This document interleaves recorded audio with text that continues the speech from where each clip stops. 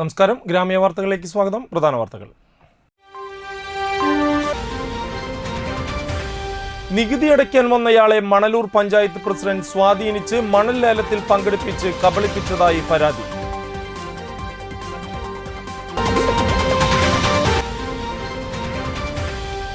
തൃപ്പയാർ ശ്രീരാമസ്വാമി ക്ഷേത്രത്തിൽ ശ്രീമദ് ദേവി ഭാഗവത നവാഹ യജ്ഞത്തിന് തുടക്കമായി.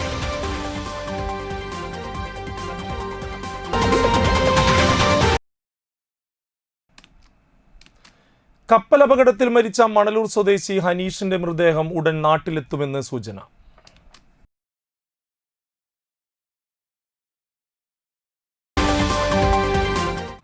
വാർത്തകൾ വിശദമായി. മണലൂർ പഞ്ചായത്ത് ഓഫീസിൽ നികുതി അടയ്ക്കാൻ വന്നയാളെ പഞ്ചായത്ത് പ്രസിഡന്റ് സ്വാധീനിച്ച് മണൽ ലേലത്തിൽ പങ്കെടുപ്പിച്ച് കബളിപ്പിച്ചതായി പരാതി. മണലൂർ 2-ാം വാർഡിലെ പച്ചാപ്പുള്ളി നാരായണനാണ് പരാതിയുമായി രംഗത്ത് വന്നിട്ടുള്ളത്.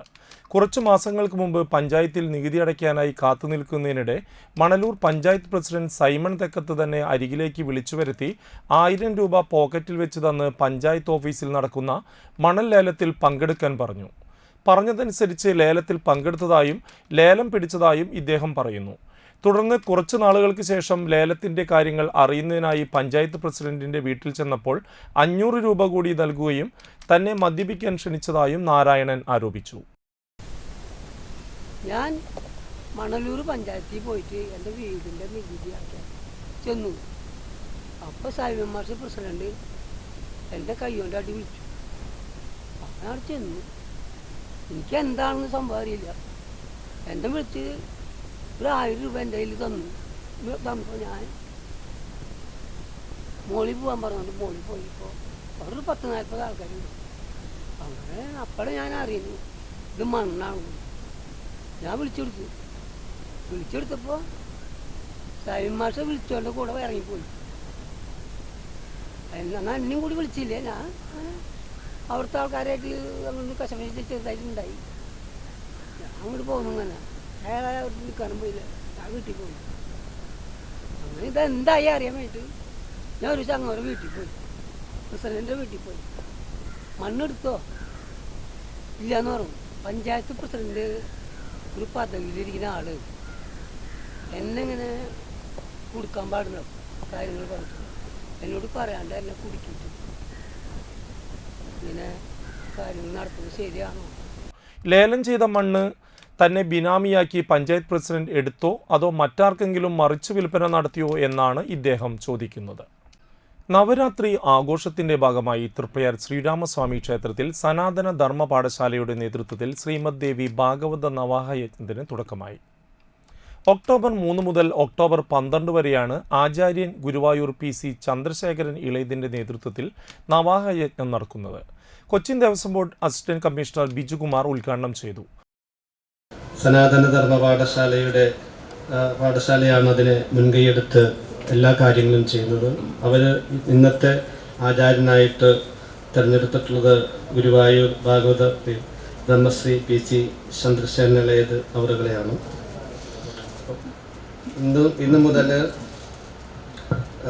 ഇന്ന് മുതൽ നവാഹയജ്ഞം ആരംഭിക്കുകയാണ്. അപ്പം അതോടൊപ്പം തന്നെ നമ്മുടെ ഏകാദശി മഹോത്സവം 2024 നവംബർ 26-ാം തീയതി ചൊവ്വാഴ്ച വളരെ വിപുലമായിട്ട് ആഘോഷിക്കുകയാണ്. അപ്പം ആ ചടങ്ങിലും നിങ്ങളുടെ എല്ലാവരുടെയും സഹായ സഹകരണങ്ങൾ പ്രതീക്ഷിക്കുകയാണ്. സനാതന ധർമ്മ പാഠശാല രക്ഷാധികാരി U വാസുദേവൻ അധ്യക്ഷനായി. Sanatana Dharma Pathashala president P Manikandan, Devaswom manager AP Suresh Kumar, ഉപദേശക സമിതി president Rajan Parekkattu, KM Mohanan Marar, KR Sabitha, Rathnavalli Subhash Chandran, K Ramkumar എന്നിവർ സംസാരിച്ചു. ഫിഷറീസ് സർവേ ഓഫ് ഇന്ത്യയും കേരള സംസ്ഥാന ഫിഷറീസ് വകുപ്പും സംയുക്തമായി മത്സ്യത്തൊഴിലാളികൾക്കായി കടലും തീരവും പ്ലാസ്റ്റിക് മുക്തമാക്കുക എന്ന വിഷയത്തിൽ ബോധവൽക്കരണ ക്ലാസ് നടത്തി. ഏങ്ങണ്ടിയൂർ ഗ്രാമപഞ്ചായത്ത് ഹാളിൽ വെച്ച് നടന്ന ക്ലാസ് പഞ്ചായത്ത് പ്രസിഡന്റ് ബിന്ദു സുരേഷ് ഉദ്ഘാടനം ചെയ്തു. വൈസ് പ്രസിഡന്റ് ഹർഷവർദ്ധനൻ അധ്യക്ഷനായി. Fisheries gear technologist UA Ayub class എടുത്തു. ഡോക്ടർ S പട്നായിക്, ഗ്രാമപഞ്ചായത്ത് മെമ്പർമാരായ ഉഷ സുകുമാരൻ, ശിവദാസൻ എന്നിവർ സംസാരിച്ചു. കടലിലെത്തുന്ന പ്ലാസ്റ്റിക്കുകൾ കുറച്ചു നാളുകൾ കഴിയുമ്പോൾ രൂപമാറ്റം സംഭവിച്ച് സൂക്ഷ്മ പ്ലാസ്റ്റിക്കുകളായി മാറും. 2 മൈക്രോൺ മുതൽ 5 മില്ലിമീറ്റർ വരെയുള്ള പ്ലാസ്റ്റിക് കഷ്ണങ്ങളാണിവ. ഇവയെ നഗ്നനേത്രം കൊണ്ട് കാണാനോ വേർതിരിച്ചെടുക്കാനോ സാധിക്കില്ല. ഇത്തരം സൂക്ഷ്മ പ്ലാസ്റ്റിക്കുകളെ മീനുകൾ ഭക്ഷിക്കാറുണ്ട്. ഒടുവിൽ ഈ മീനുകൾ നമ്മുടെ തീൻമീശയിൽ എത്തുമെന്നും ഇതോടെ മനുഷ്യജീവൻ വലിയ അപകടത്തിലാകുമെന്നും കടൽ സംബന്ധിയായ വിഷയത്തിൽ ഗവേഷകനായ സർവേ ഓഫ് ഇന്ത്യയുടെ സോണൽ മാനേജർ ഡോക്ടർ സിജോ വ്യക്തമാക്കി. ഫിഷറീസ് എക്സ്റ്റൻഷൻ ഓഫീസർമാരായ ശ്രുതിമോൾ, അശ്വിൻ രാജ് എന്നിവർ ബോധവൽക്കരണ ക്ലാസ്സിന് നേതൃത്വം നൽകി. നിരവധി മത്സ്യത്തൊഴിലാളികളും സാഗർ മിത്ര അംഗങ്ങളും പങ്കെടുത്തു.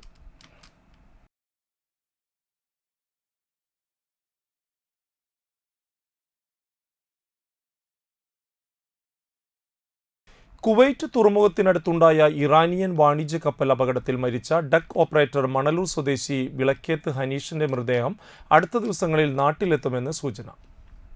നടപടിക്രമങ്ങൾ പൂർത്തിയാക്കി ഇന്നലെ മൃതദേഹം കുവൈറ്റ് എയർപോർട്ടിൽ എത്തിച്ചെങ്കിലും കുവൈറ്റ് പൗരൻ അല്ലാത്തതും ഇറാനിയൻ കപ്പലിലെ ജോലിക്കാരനായതിനാലും രാജ്യാന്തര നിയമങ്ങൾ അനുസരിച്ചുള്ള രേഖകൾ വേണമെന്ന് എയർപോർട്ട് അധികൃതർ ആവശ്യപ്പെട്ടതിനാൽ കൊണ്ടുവരാനായില്ല.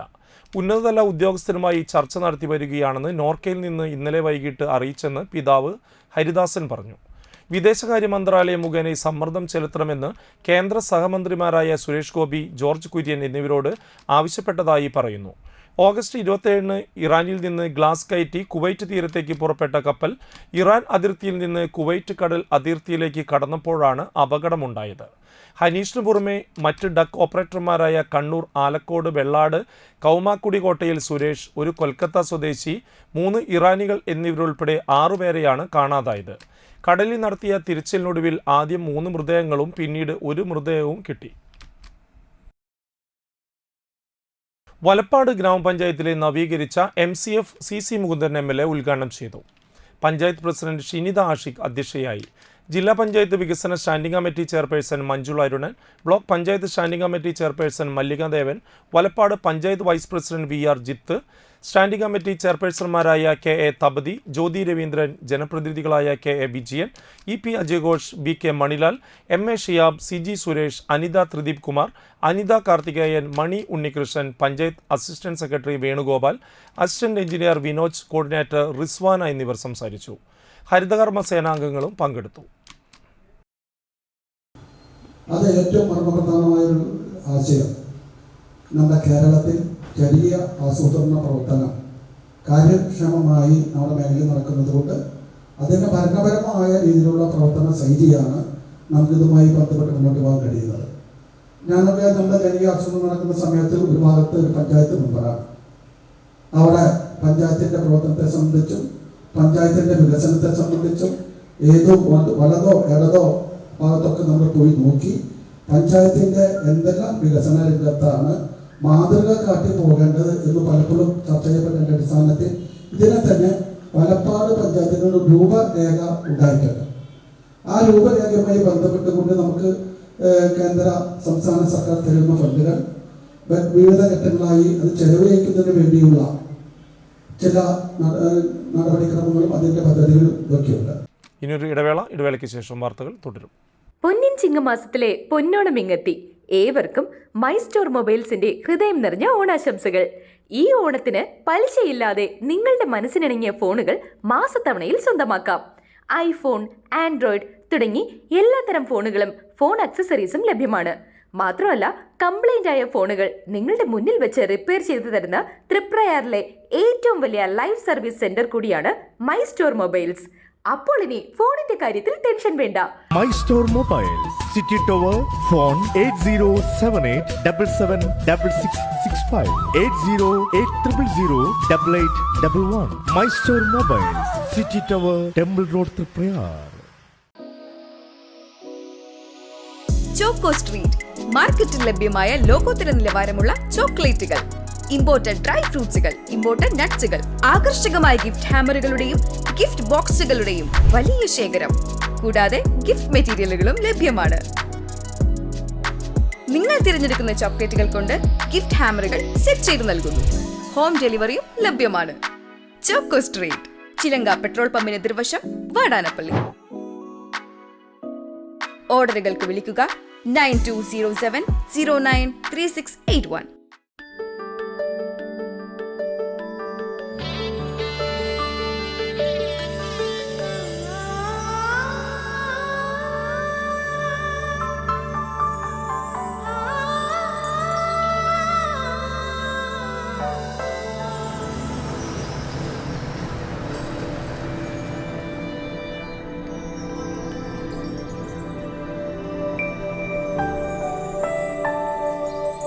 നിങ്ങളുടെ അധ്വാനത്തിന് സത്യമുണ്ട്. ഞങ്ങളുടെ സ്വർണത്തിനും. Ishara golden diamonds, Kodungallur road, Triprayar. സ്വർണത്തിന്റെ സത്യം. കേരളത്തിൽ എവിടെയും സൗജന്യ ഇന്റർനെറ്റ് കണക്ഷൻ എന്ന നേട്ടവുമായി KV5 സൗജന്യ ഇന്റർനെറ്റ് പദ്ധതി നടപ്പിലാക്കിയതോടെ കേരള വിഷൻ കേരളത്തിലെ നമ്പർ 1 ബ്രോഡ്ബാൻഡ് കേബിൾ TV സേവനദാതാവായി മാറി. ഈ നേട്ടങ്ങൾക്ക് ഇരട്ടി മധുരവുമായാണ് ദേശീയ തലത്തിൽ നിന്നും അഭിമാനകരമായ നേട്ടം കേരള വിഷനെ തേടിയെത്തിയത്. കേരളത്തിലെ number 1 broadband cable TV network കമ്പനിയായ കേരള വിഷൻ ഇന്ന് ഇന്ത്യയിലെ ആദ്യ 10 ബ്രോഡ്ബാൻഡ് കേബിൾ TV സേവനദാതാക്കളുടെ പട്ടികയിൽ ഇടം നേടിയിരിക്കുന്നു. 5000-ലധികം കേബിൾ ഓപ്പറേറ്റർമാരുടെ എളിയ സംരംഭം എന്ന നിലയിൽ നിന്നും ദേശീയ തലത്തിൽ അംഗീകാരങ്ങളിലേക്കുള്ള ഈ വളർച്ചയ്ക്ക് ഞങ്ങളുടെ ലക്ഷക്കണക്കിന് ഉപഭോക്താക്കളോട് നന്ദി പറയുന്നു.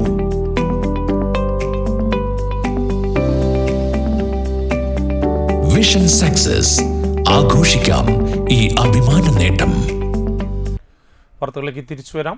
ചരിത്ര ഗവേഷകൻ വേലായുധൻ പണിക്കശ്ശേരിയുടെ അനുസ്മരണ യോഗം നടന്നു.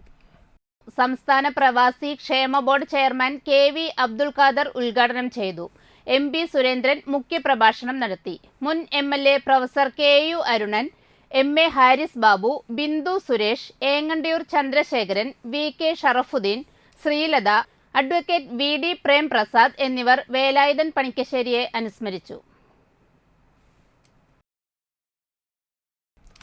ഗാന്ധി ജയന്തി ദിനത്തോടനുബന്ധിച്ച് തൃപ്പയാർ സേവാഭാരതിയുടെ ആഭിമുഖ്യത്തിൽ നാട്ടിക ബീച്ച് ശുചീകരിച്ചു. President Vijayaraghavan Eranjezhuthu, secretary NK Vijayakumar, Dinesh Vellanchery, Dhanesh Prasad, Sathyaraj, Sivaraman, Mukesh, Mithun, Rakesh Shankar, Shaibu, Muraleeraj എന്നിവർ നേതൃത്വം നൽകി.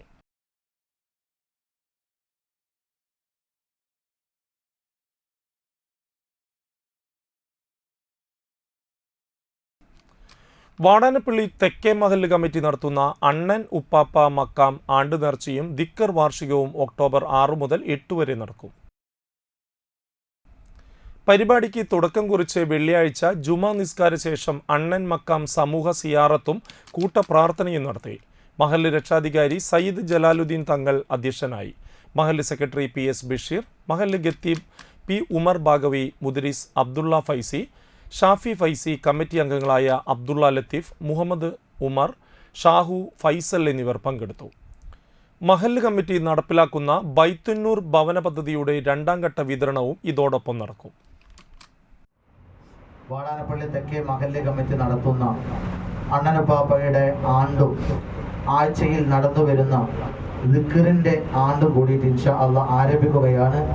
ഇൻഷാ അല്ലാഹ് 6-ാം തീയതി ഞായറാഴ്ച വന്നിരായിരിക്കുന്ന എൻ്റെ പ്രിയപ്പെട്ട സുഹൃത്ത് ഷെഫീഖ് ഫൈസി അദ്ദേഹത്തിൻ്റെ പ്രഭാഷണം. 2ാമത്തെ ദിവസം ഇൻഷാ അല്ലാഹ് സമസ്തയുടെ കേന്ദ്ര മുഷാവർ അംഗവും സൂഫി വര്യരുമായിട്ടുള്ള ഇസ്മായിൽ ഉസ്താദ് കുമരനെല്ലൂരിൻ്റെ പ്രാർത്ഥനയും അതുപോലെ തന്നെ പ്രഗത്ഭ പ്രഭാഷകനായിട്ടുള്ള മുനീർ ഹുദവി വിളയലിൻ്റെ പ്രഭാഷണം ഉണ്ടാകും. മണലൂർ ഗവൺമെന്റ് LP സ്കൂളിൽ കായികോത്സവം ആഘോഷിച്ചു.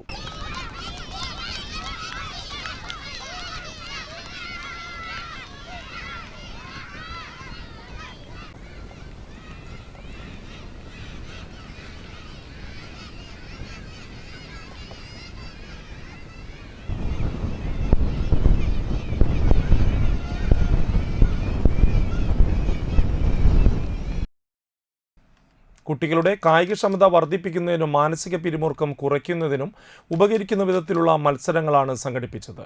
അന്തിക്കാട് BRC ട്രെയിനർ സീമാജി നായർ പരിപാടി ഉദ്ഘാടനം ചെയ്തു. കുട്ടികളെ ഗ്രൂപ്പുകളാക്കി തിരിച്ചാണ് മത്സരങ്ങൾ നടത്തിയത്.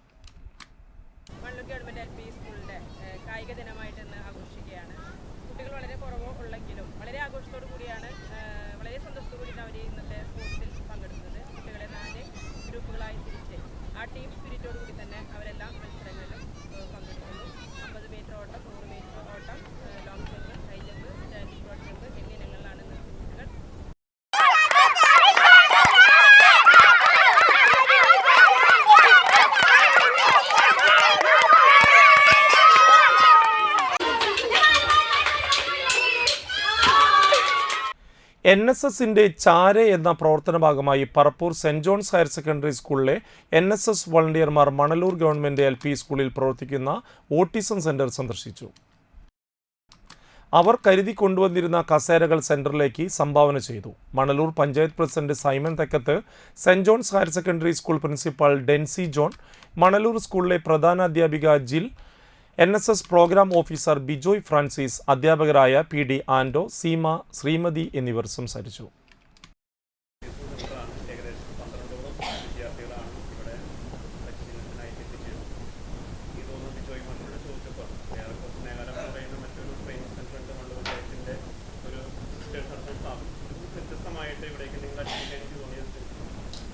പഠിക്കുന്ന കാലഘട്ടത്തിൽ നമ്മൾക്ക് പോരായ്മകൾ ഉണ്ടെന്ന് പറഞ്ഞ് പിള്ളേർ അമ്മമാരുടെ അടുത്ത് നമ്മൾ കുറേ മറുപടി കൂട്ടും. അതിൽ നിന്നൊക്കെ വ്യത്യസ്തമായിട്ട് നമുക്കിത് കാണുമ്പോൾ നമ്മളെല്ലാം കൊണ്ട് പൂർണ്ണരാണെന്നുള്ളത് നമുക്ക് കാണിക്കാൻ വേണ്ടിയിട്ടാണ് നിങ്ങളിലേക്ക് അടുപ്പിച്ചത്. പഠിക്കുന്നതിൻ്റെ ഒപ്പം തന്നെ നമുക്ക് വേറെ സഹജീവികളുടെ സഹാനുഭൂതി നമുക്ക് മുതലെടുക്കേണ്ടതുണ്ട്. അത് നമുക്ക് വളർത്തിയെടുത്താൽ മാത്രമേ സമൂഹത്തിൽ നമ്മൾ പൂർണ്ണരായിട്ട് തീരുള്ളൂ. പ്രധാന വാർത്തകൾ വീണ്ടും. നികുതി അടയ്ക്കാൻ വന്നയാളെ മണലൂർ പഞ്ചായത്ത് പ്രസിഡന്റ് സ്വാധീനിച്ച് മണൽ ലേലത്തിൽ പങ്കെടുപ്പിച്ച് കബളിപ്പിച്ചതായി പരാതി.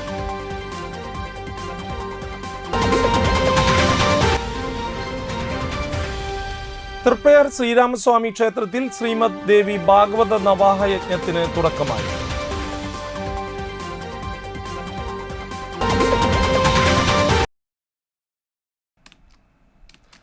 കപ്പലപകടത്തിൽ മരിച്ച മണലൂർ സ്വദേശി ഹനീഷിന്റെ മൃതദേഹം ഉടൻ നാട്ടിലെത്തുമെന്ന് സൂചന.